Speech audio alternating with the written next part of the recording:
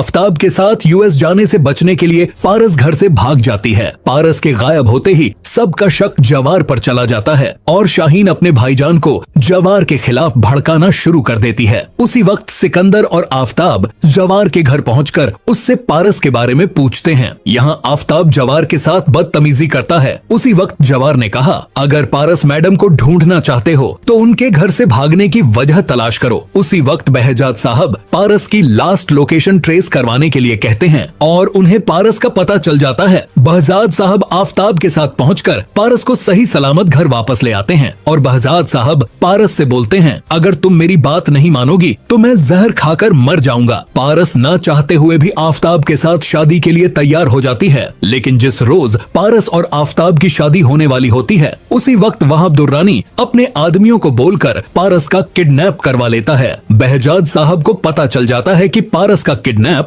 वहाब दुर्रानी ने करवाया है, इसलिए वो सीधा आफ्ताब से बोल देते हैं, अभी जाओ और मेरी बेटी को वहाब की कैद से छुड़ा कर लाओ। यहाँ आफ्ताब की हालत टाइट हो जाती है और वो वहाब दुर्रानी के अड्डे पर जाने से इनकार कर देता है। बहजाद साहब को पता चल जाता है कि आफ्ताब कितना बुज़दिल इंसान है, इसलिए वो आफ्ताब के साथ अपनी बेटी पारस का रिश्ता तोड़ देते हैं। और उसी वक्त जवार कहता है, मैं पारस मैडम को बचा कर लाऊंगा। जवार अकेला ही वहाब दुर्रानी के अड्डे पर पहुंचकर उसके गुंडों की धुलाई करते हुए पारस मैडम को सही सलामत बचाकर वापस ले आता है। और पारस के वापस आते ही बहजाद साहब जवार से उसकी और पारस की शादी की बात करते हैं। यहाँ पारस के दिल में जवार के लिए मोहब्बत पैदा हो चुकी थी, इसलिए वो इनकार नहीं कर पाती, लेकिन जवार पारस के साथ शादी करने से इनकार कर देता है, यह बोलते हुए, मेरी पहले ही मेरी कजिन रेशम के साथ मंगनी हो चुकी है। ये बात सुनकर पारस का दिल टूट जाता है और उसी वक्त जवार को पता चलता है कि रेशम के वालिद को हार्ट अटैक आया है। उसी वक्त जवार अपने कबायली गांव सुक्कुर पहुंच जाता है, जहां रेशम के वालिद कहते हैं, मैं जल्द से जल्द जवार और रेशम की शादी होते हुए देखना चाहता हूं। जवार यह बात सुनकर हैरान रह जाता है, लेकिन अपने चाचा जान की हालत देखकर वो इनकार नहीं कर पाता। लेकिन उसी वक्त जवार को सिकंदर का फोन आता है और पता चलता है कि वहाब दुर्रानी ने बहजाद साहब पर हमला कर दिया है। जवार उसी वक्त कराची पहुंचता है, जहां बहजाद साहब इस वक्त हॉस्पिटल में जिंदगी और मौत से जंग लड़ रहे होते हैं और पारस की जान को भी खतरा होता है, कहीं वहाब दुर्रानी उसे फिर से किडनैप ना करवा ले। इसीलिए जवार ना चाहते हुए भी पारस से शादी के लिए तैयार हो जाता है, उसकी हिफाजत करने के लिए, और पारस से निकाह करते हुए उसे अपने कबायली गांव सुक्कुर ले जाता है, जहां पारस और जवार को एक साथ देखकर रेशम के पैरों तले जमीन खिसक जाती है। यहाँ जवार रेशम को समझाता है, मैं तुमसे मोहब्बत नहीं करता था, बल्कि पारस मुझे पसंद थी, इसलिए मैंने उससे शादी कर ली। लेकिन यहाँ रेशम ठान लेती है, मैं पारस और जवार का तलाक करवा कर ही रहूंगी, फिर चाहे इसके लिए मुझे कुछ भी क्यों न करना पड़े। उसी वक्त वहाब दुर्रानी को भी यह पता चल जाता है कि पारस अब कराची छोड़कर जा चुकी है, इसलिए वो पारस को हासिल करने के लिए एजाज शाह के दुश्मन ज़रियाब सोलंगी से हाथ मिला लेता है, यह बोलते हुए, मुझे पारस चाहिए। पर क्या अब ज़रियाब सोलंगी पारस को किडनैप करने में कामयाब हो पाएगा?